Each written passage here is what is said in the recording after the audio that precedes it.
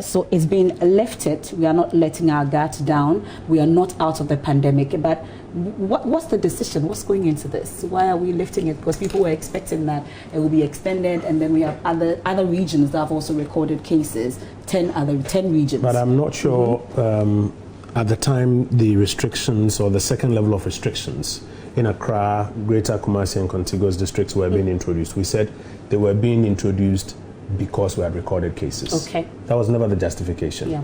I recall the president said it, to explain it over and over again, that a restriction or a set of restrictions on their own without more achieves almost nothing. It's only a delay, because once you lift, you won't achieve much. Okay. And that the set of restrictions, or what you call the lockdown, were necessary to afford the government and the health authorities an opportunity to do something. What is that something? To do an enhanced tracing and testing program of at-risk populations so that we could get ahead of the virus. Tonight, if you listen to the president, he explains exactly what we needed to do, about 4 things. We needed to have clarity on what our infection rate or what our positivity rate is. And you notice that in many jurisdictions where they were not able to set themselves up early or catch it early, by the time they start examining what is going on, the positivity rate or the infection rate is pretty high.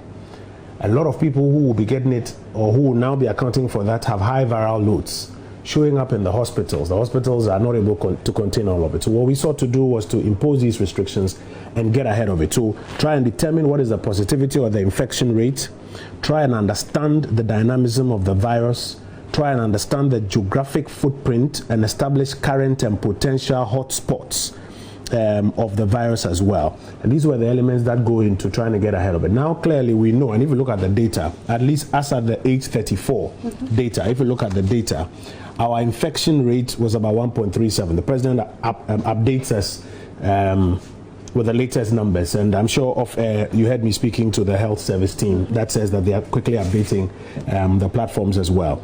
But as at that time, you'll notice that our infection rate, while the composite was 1.37 as at that time, if you disaggregate it, routine surveillance, that's those who were prior to lockdown falling sick and coming to hospital, was about 2.25%. Okay. Out of the 15,000 people who said we have symptoms, check us, 2.25.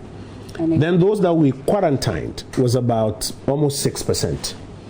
But those that we went out into the at-risk populations, we set a target of about 10,000. We've done about 60,000 now, and there's still backlog that they are trying to process.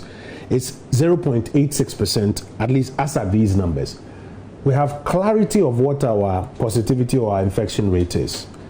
On top of that, what is good is that the majority, and the president explains, the overwhelming majority of people that we are finding are people who are not sick. They have been exposed, but they are not sick. Why is that important? If you don't have a robust system for early testing to find people, go aggressively and get ahead of the virus, you will wait. And people will fall sick and come to the hospital. That's when your health structure gets overwhelmed. And that's what I was explaining, the data from New York, the whole of America, about 1 million beds. And they were projecting that the way it was going, they were going to get about 2 million people in the hospitals because they had waited.